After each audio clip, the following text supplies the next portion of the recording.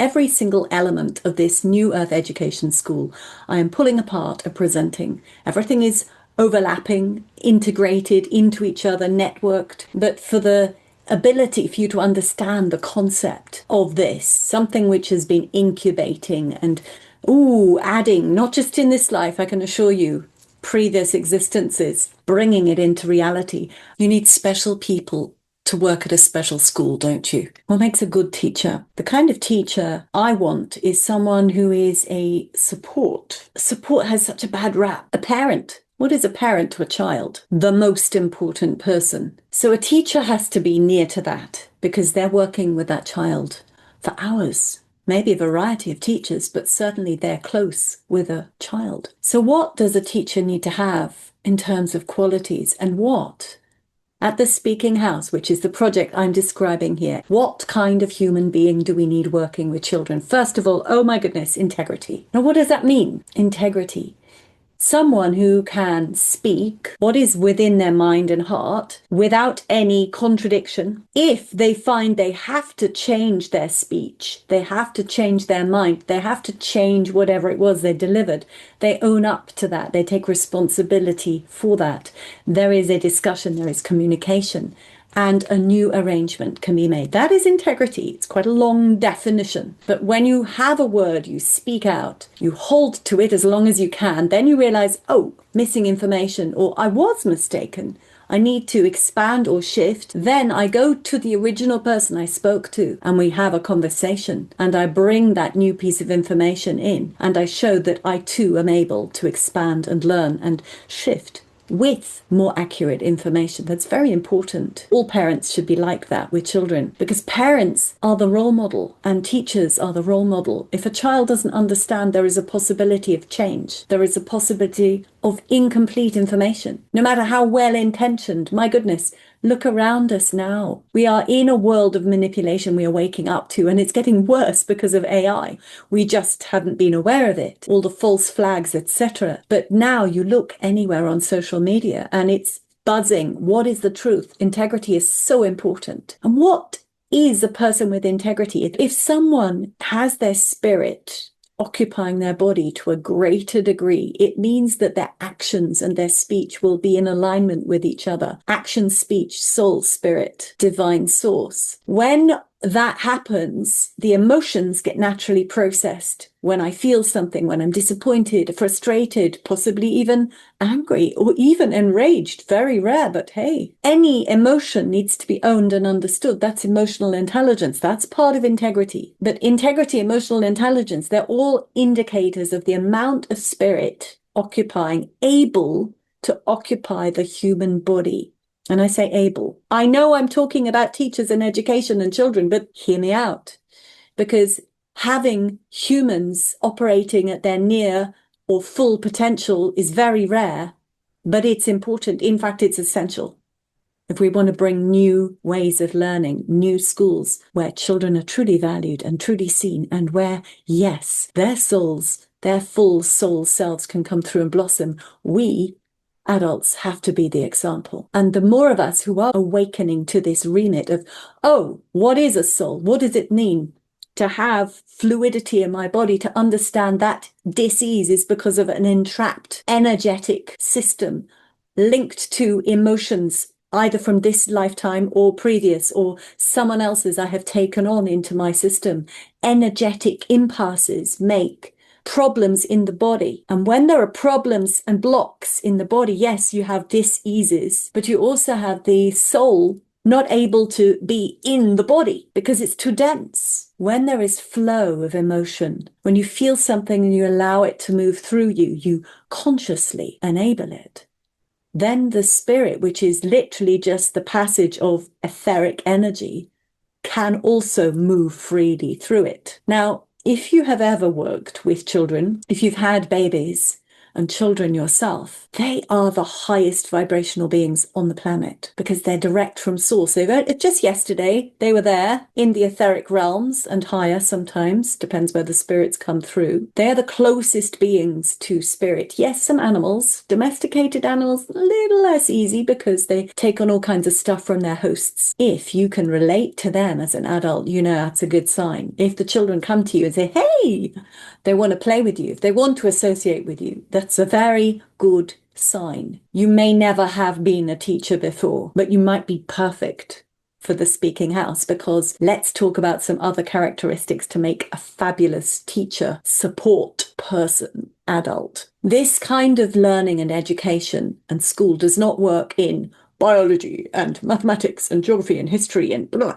It's not a separation. It is integration. You learn more and more and more and more and more from the first place that you start from. Let's say the first place you start from is a ladybird, a ladybug in the States, because you as a 5-year-old child are fascinated and love it. And over the years, that becomes something that is still very important. Yes, it's an insect, a 6-legged being with a lovely colour and a charming batch of stories around it. But if that interest persists, there is so much you could learn with it. You don't necessarily need a lepidopterist to help you as an adult. Would be great if we have.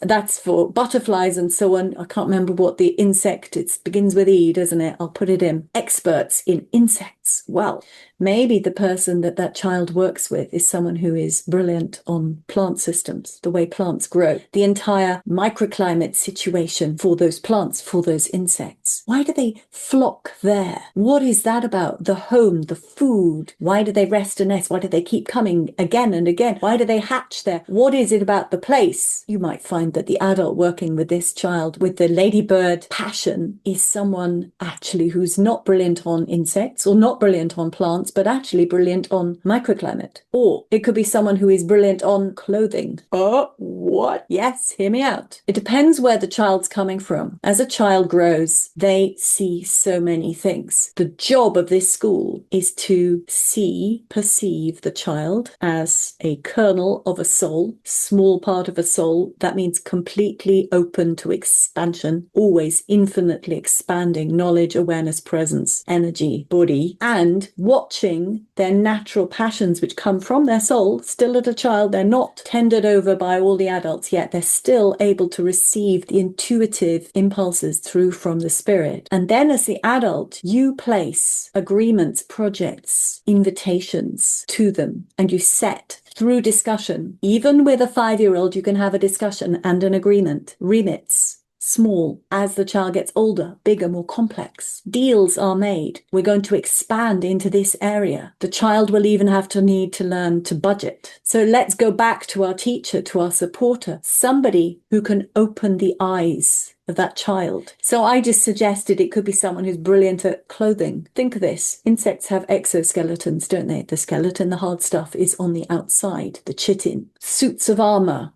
That's a historical costume reference. Kind of like that, isn't it? Medieval armor. The sort of skeleton of steel or chainmail is on the outside. A lot of costume designers study that as part of their courses. In the same way you work with a dummy and you drape cloth, you have to understand qualities of cloth, density, drape, all these different ways that they can be dealt with and treated and produced into clothing. And then you've got a child fascinated about a little creature with a hard exoskeleton. You can work on that level as far as you can go with your knowledge, expand a child's knowledge. You may want to start learning more about insects and ladybirds if that child is still passionate. But mostly what will happen is if the child, let's say, uses up your area of expertise, usually either they go into another area of your expertise if the communion between the two of you, child and adult, is strong, exciting and stimulating. So it might be ultimately about you, the soul person, and the child, the soul person, communing and learning from each other. Or the child may have taken all that it possibly can from your guidance and support, and then the knowledge, the search for information leaves the realm of the ladybird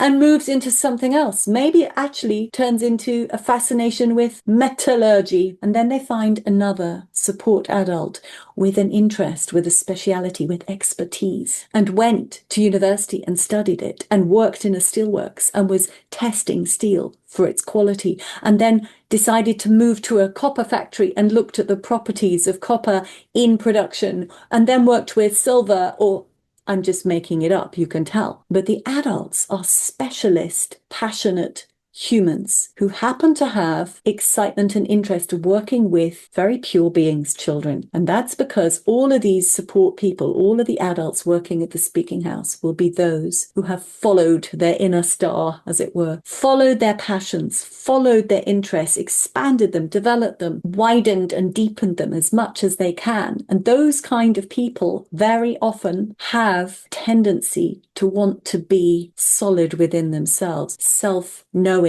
There aren't that many. These are the crème de la crème. Most of people who are intellectually trained and very good at exams and obeying everyone else's research, they are indoctrinated. They're the hive mind system. They're very easily used by the cabal operative. I'm talking about the mavericks with true passion, because those are the ones that know, heart, emotion, perceiving beyond my mind, feeling extraordinary impulses with many different human beings, feeling love, feeling communication, and then piece by piece, they embody more and more of their soul into their body. Now, those are the wise beings. They're very rare. Those are the ones we want working with the children. Those who have made an active choice to be self-aware. This great awakening we keep talking about. We don't just want, conscious, I'm just going to meditate. That's lovely. But children demand information to a high standard once you get them running. If you see them as intelligent beings who will only increase, deepen and expand, rather than, oh, you're a silly fool,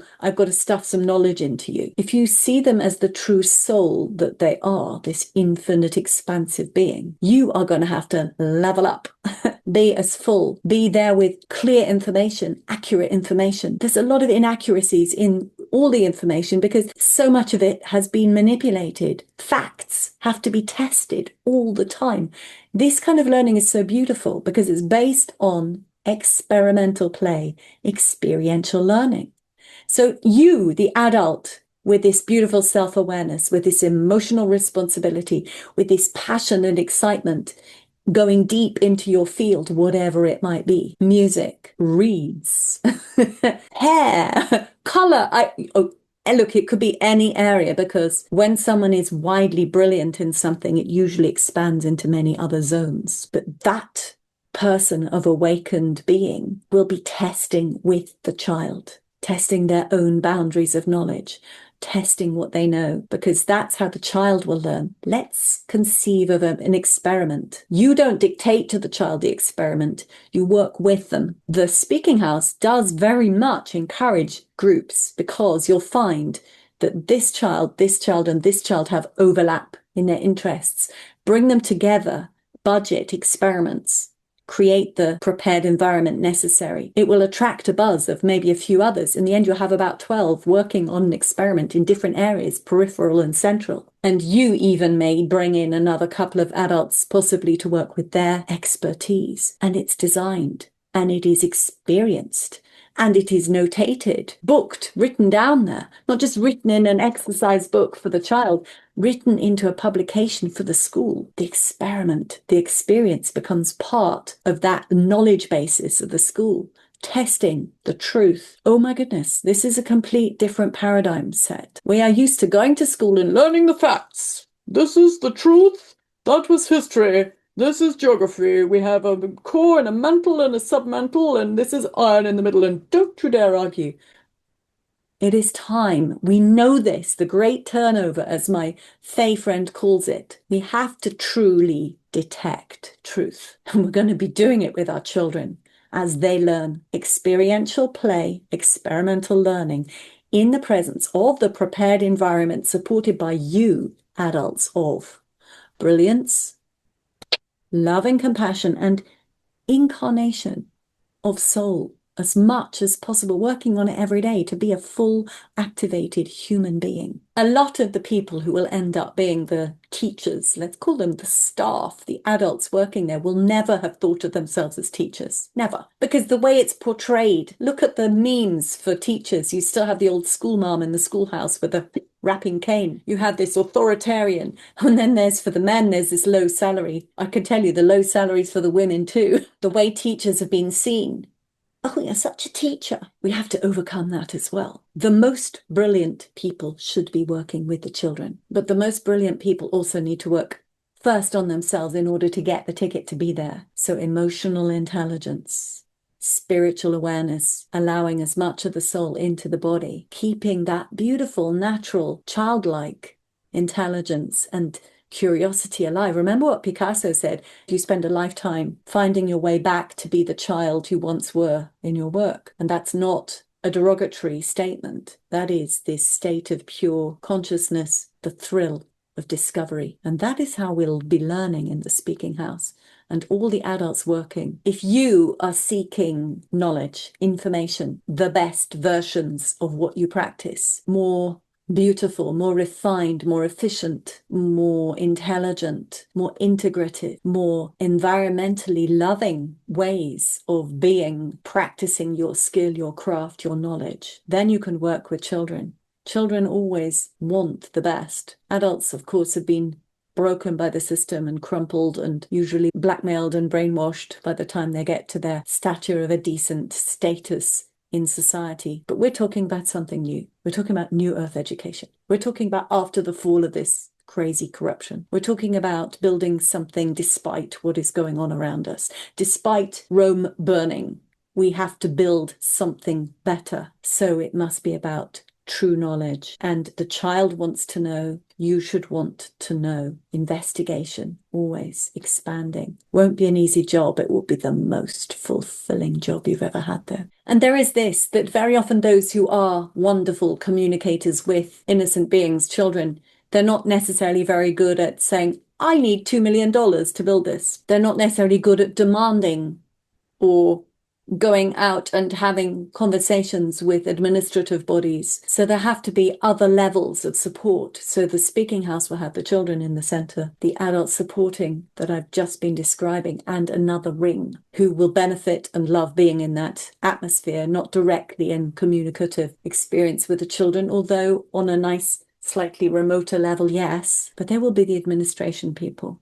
those who converse with the outside world. So the child and the adult identify what they want to learn. A budget, a creation, a pattern, a path, an agreement, a deal is formed for that learning experience. Then other people have to purvey the information, the stuff that that experiment and experiential learning requires. They have to go out to the world to talk to different people about money, about procuring things, services, whatever. And it may be they're speaking to all the parents. Do you have this? Like the local exchange trading systems or Michael Tellinger's One Small Town, that works very similarly to that. Remember, this is using all the best models. We're going a little further. So you have these three rings, child in the center, all the adults supporting the adults. And let's finish with this. This is the biggest premise of the Speaking House, which I started with at the beginning. And that is that we see the child from whatever age, it just doesn't matter. The moment they arrive on the planet, tiny body, yes, tiny body. But each being, each human being could have thousands of previous lives. Each human being might have incarnations which are bigger than planets. Yeah, we've got to stop seeing the robot and the human is the same. The human is a gateway for a soul consciousness to enter into an experience on this planet. And I refer back to the Christ witness of this, where Yeshua was seeing people as their soul, and that's how they managed to reactivate their life, the ones who were dying, the ones who were ill, because he saw beyond that small imprint in the human body and saw into the greater field of their resonant soul field, their potential. You could call it the quantum field, the morphogenetic field, their personal akashic field.